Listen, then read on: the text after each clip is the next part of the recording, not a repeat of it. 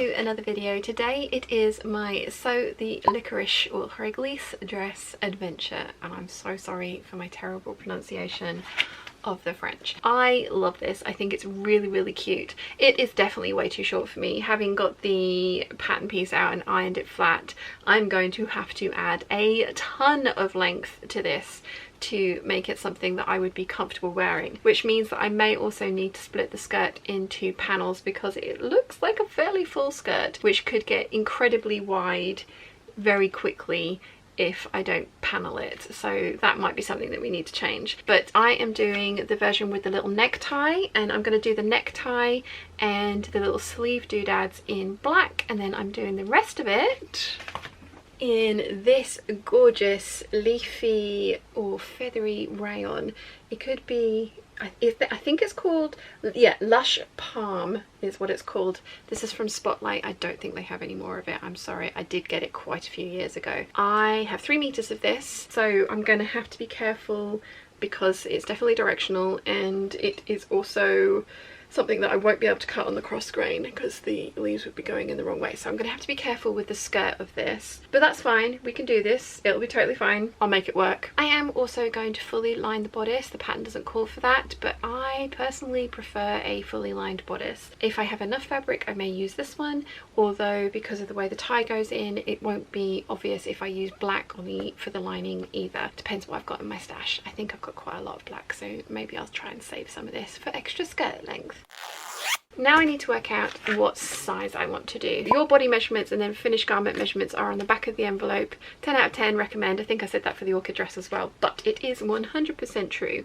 Awesome. My bust is 38 inches. They have a 37 3/4 or a 39.5. I'm going to go for the 37 3/4. That says that I should be doing a size 42, which gives a finished measurement of 41.5 inches. So 39, 40, 41. I am actually going to go down a size to the size 40, which gives a finished garment measurement of 39 5/8. I prefer a snugger fit on my clothing. This is just true of everything that I wear. I still think that this is going to look really nice. We've got gathering at the shoulders and we've also got gathering at the waist, so I think it's going to work.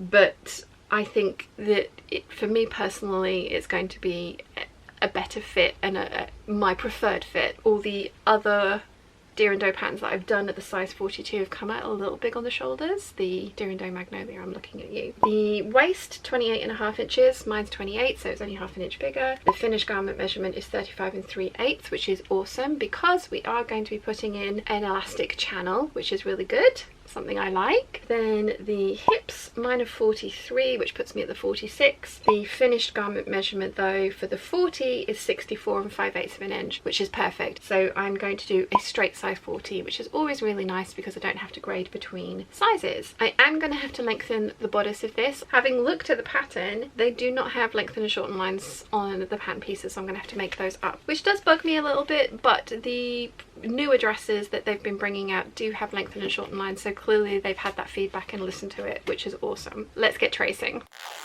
Okay, as ever, I am going to have to add length to the bodice. This one doesn't have any length and shorten lines, so I am going to draw 2 inches up from the bottom of the pattern piece and just draw straight across from there and use that as my length and shorten line. I'm going to do the same for the back bodice and the front bodice. The way that I work out how long the bodice is, I have drawn in the seam allowance, which is 5/8 of an inch at the top and the bottom of the back bodice centre back seam. I've then also drawn in the seam allowance on the waistband, and again this is to be done on the fold, so this is the centre back, and so I've measured between the 2 seam allowances. So this is 11 7/8 and this is 1 1/8, which added together equals 13 inches. Now I need my bodice to be 17 inches from this line here, which is the waistline seam allowance, to this line here, which is the back neckline. The difference between 17 inches and 13 is 4 inches, which is an awful lot to be adding, but I have held up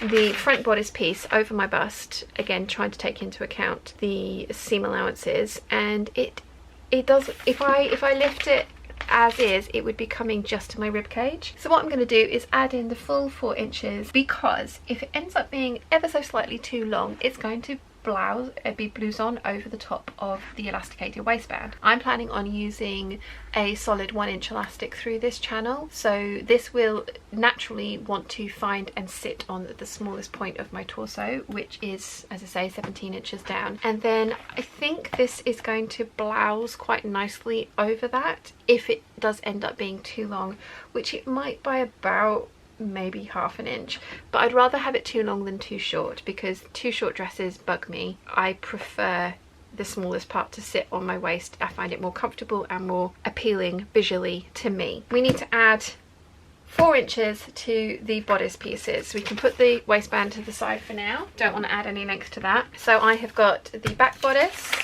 the front bodice, and then I have got the front facing for the button-up version, because we're going to need to lengthen that as well. So as I mentioned, I'm going to measure up 2 inches on the centre back seam, and it is a centre back seam because it is cut on the bias. I have a straight line going along here, 2 inches up from the bottom, and I'm just going to draw a line across. And then I'm going to do the same on this one, 2 inches up, make sure that there's a right angle here, and draw across. As ever with me lengthening shortening patterns, there is a tutorial up here, but I will talk you through the process really quickly now. First thing you want to do is draw on your lengthen and shorten line. Once you have that, you want to make sure that there's a perpendicular line going through that lengthen and shorten line. Then you can cut your bodice piece apart. On a scrap piece of paper, you want to draw 2 parallel lines the width apart of the amount of length you need to add to your bodice. Take the bottom part of your bodice and stick the cut edge along the bottom parallel line. Draw a line from the perpendicular mark that you made on your bodice piece through your lengthen and shorten line, so that you can take your upper bodice piece and attach it to the top of the parallel lines, lining up with the perpendicular line to make sure everything is nice and straight, and stick that down. True up the sides, cut it out, and you've lengthened your bodice. As I mentioned, this skirt was way too short for me as it was. It was 22 inches at the largest size. The length was 22 inches, which is well above my knee. So I've lengthened it to 28 inches. So I've added 6 inches of length to the skirt on this one and 4 inches to the bodice, so 10 inches in total. However, now that I have added that extra 6 inches, if I measure from the on the fold to the widest part of the skirt, it's 80 centimeters across, which means I would need 160 wide fabric to cut that on the fold.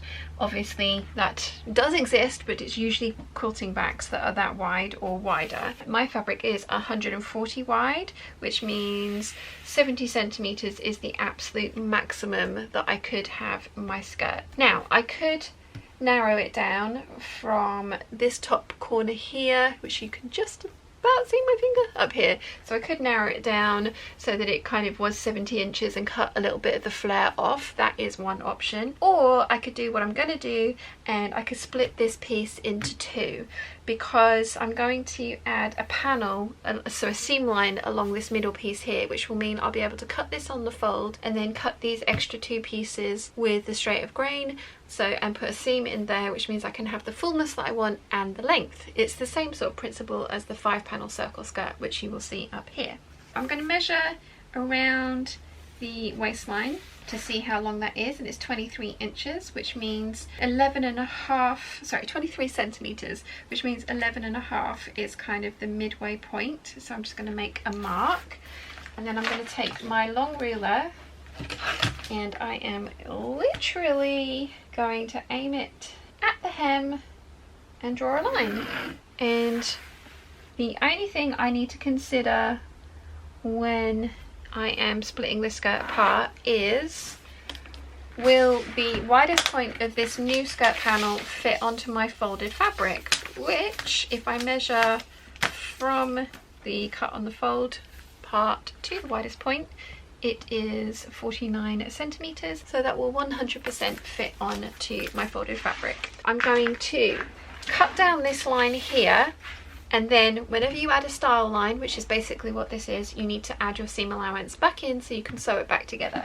So I'm going to cut down here and then add seam allowance to both pieces at 5/8 of an inch so they can be French seamed back together. It means that I will be able to have my nice wide long skirt with an extra seam, or 1, 2, 3, 4, extra 4 seams in it, so a little bit more sewing, but it does give me the length that I want.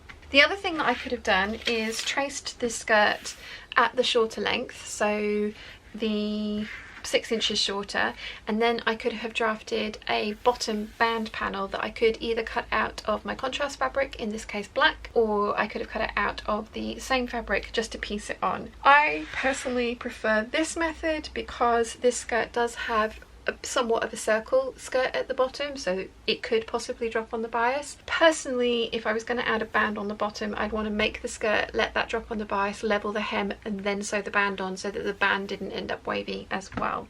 At least in my head, that's how it works. So this, for me, is the best method. So I'm going to cut this apart, stick it down, add back in the seam allowance, and then we are done with the pattern manipulations for the Liquorice dress. So as you can see, I've added seam allowance to both of the style lines that I cut apart. I did at one point try and add it to the centre front.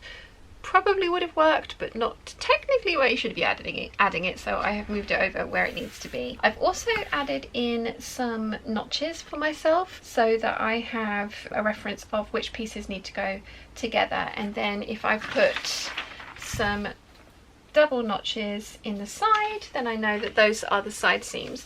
And I've also given myself a grain line that the side seams will be on the straight of grain, and then this seam will be slightly bias cut because this seam is also slightly bias cut.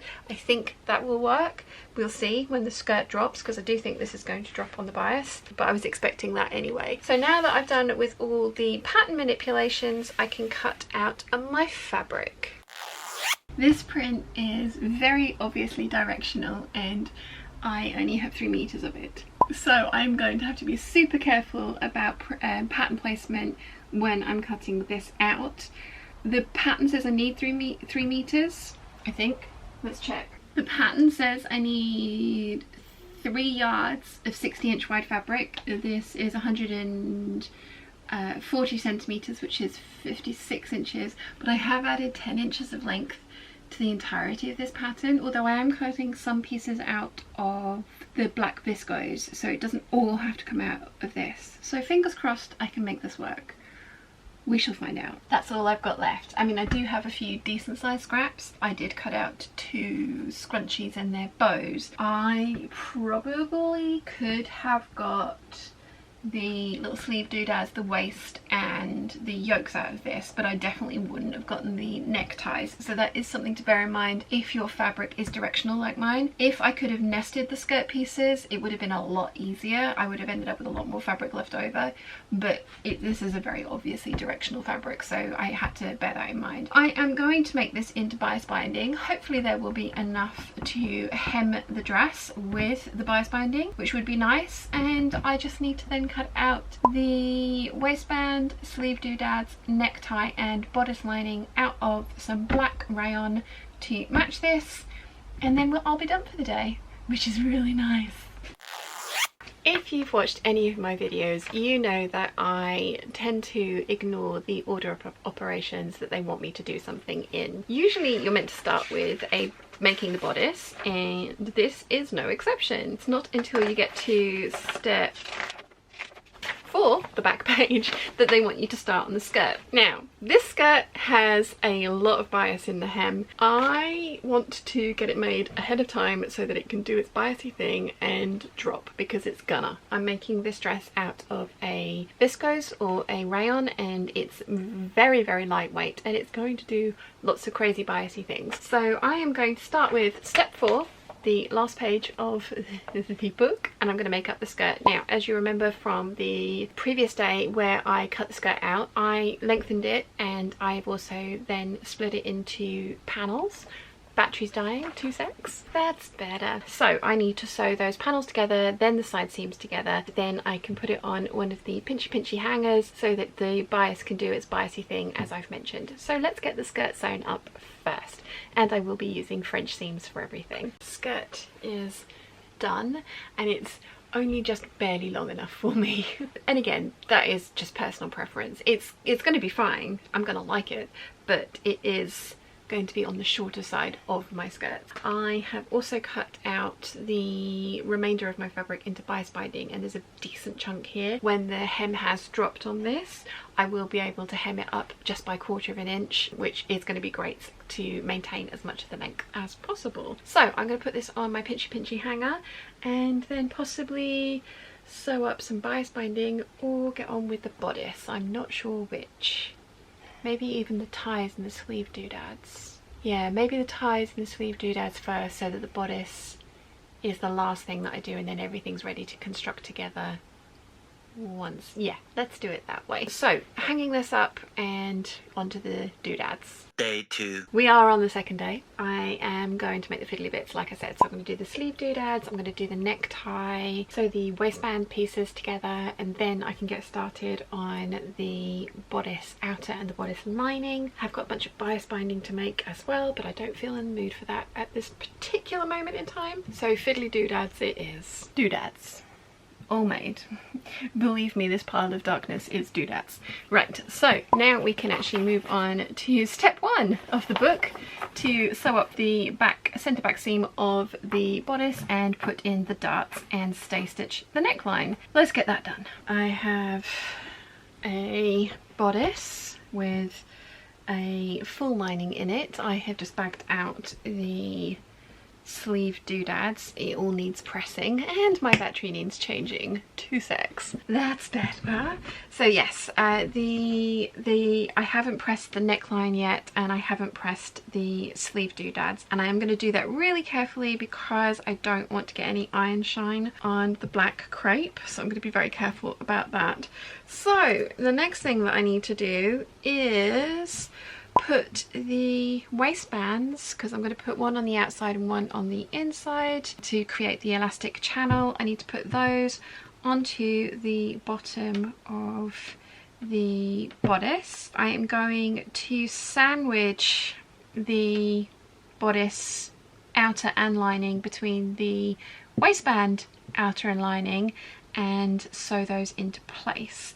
Everything has been pressed, and I've also pressed up the bottom edge of the outer waistband because I'm going to need to top stitch that into place later to put the elastic channel in. So I am going to attach the skirt, the wrong side of the skirt, to the right side of the interior waistband, so that the top stitching to enclose that edge will be taking place on the outside, which will mean that it will be nice and neat. Wrong side of skirt to right side of interior waistband, then top stitching. Fingers crossed everything, again, this all fit in together really nicely, so fingers crossed the skirt should as well, even with the changes that I've made to it. So I'm going to get that done next. Day 3. I think we're on day 3 of this project at the moment, and the hem is still doing its biasy thing, but I have decided that the elastic is not tight enough in the waistband. I am going to take it out, put in an elastic. This one was 28 inches, which is my waist measurement, and whilst it sits on my waist, it doesn't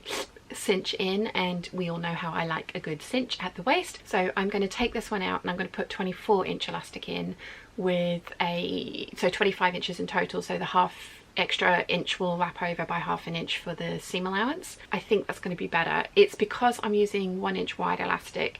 If I was using 2-inch wide elastic, I would use 26 inches as the measurement with the extra inch for seam allowance on it.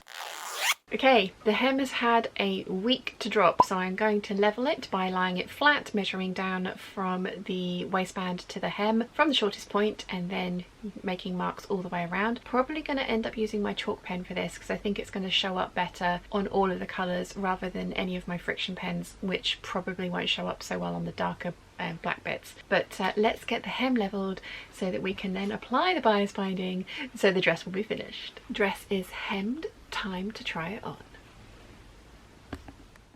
I think it's another success. I knew I was going to like this dress. I do think that I will play around with the proportions of it. I like it blousing over the waistband, but I do think, as I say, that I could tweak the proportions just a little bit because of my preference rather than anything that's wrong with the pattern. I surprisingly like the little sleeve doodads. I think they're nice. The little yokes on the shoulder, you really can't see them in this print at all, but it's a nice little feature, and again with maybe a more contrast fabric than this black against this print, it might show up a little bit better. I like the little tie front. I do want to do this dress again, and I think I'm also going to add sleeves to it. Now hear me out with this one. There is this Karen Millen dress that I have seen and I really like it, and it still has these sleeve doodads and then it has full long sleeves underneath of it. So I think adding a full bishop sleeve with a cuff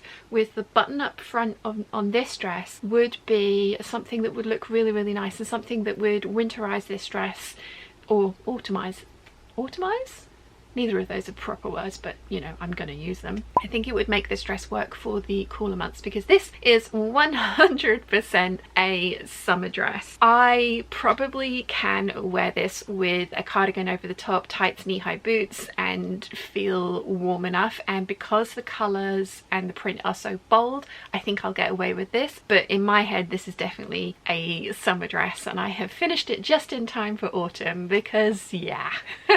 But I am really glad that I have finished it. I do think it's gorgeous. I will make this again. Very glad that I've lengthened the skirt. It is only just long enough for my preference. This is another bodice that would look really good with different types of skirts added to it. The thing that you need to bear in mind is to make the waist the same measurement as the bodice, which is 35.5 inches, that you then add the elastic to, because this is a pull on and off dress, which is lovely. There is, you know, there's no need for zippers or any of those kind of closures. It's literally a pull on and off dress. I was worried that the 35.5 inches for the waist wouldn't be big enough to go over my bust, but I think because it's cut on the bias, that helps go over the bust. I'm glad that I went for the straight size 40, because I think this looks really good on me. I think the size up might have looked a little bit too big for my personal preference. I can definitely see myself making another version of this one as is. I might add interfacing to the sleeve doodads on the other one. I don't mind that they're floppy on this. The entirety of the fabric of this dress is floppy, so you know, these being a little bit kind of floppy is not the end of the world, but I think it would be interesting to try adding interfacing to them to see what that does to the overall silhouette. All in all, I love this dress and I will be making it again. I'll be making this version again. I want to try the button up front. As I say, I want to add the long sleeves with the sleeve doodads and some cuffs to that button-up version. I think that would look really nice, especially for the cooler months that we've got coming up. I can imagine adding different skirts to this as well. The measurement for the elastic, I'm really glad that I went for the 24 inches, which is 4 inches smaller than my waist. It's cinching much better. It's not uncomfortable at all. As I mentioned when I was putting that in, I think if I was using wider elastic that has more factor in it, then I would go for a slightly larger measurement. But for this one with the 1 inch elastic, the 24 inches plus 1 inch seam allowance has worked really well, and I'm really glad that I took the original elastic out and changed it out for this one. That was definitely something that has made me feel a lot better about this dress. If you have any questions at all, please let me know in the comments section down below and I'll do my best to answer them for you. I hope you've enjoyed this video. If you have, please give it a thumbs up. If you haven't yet, please subscribe, and I'll see you again very soon. Bye!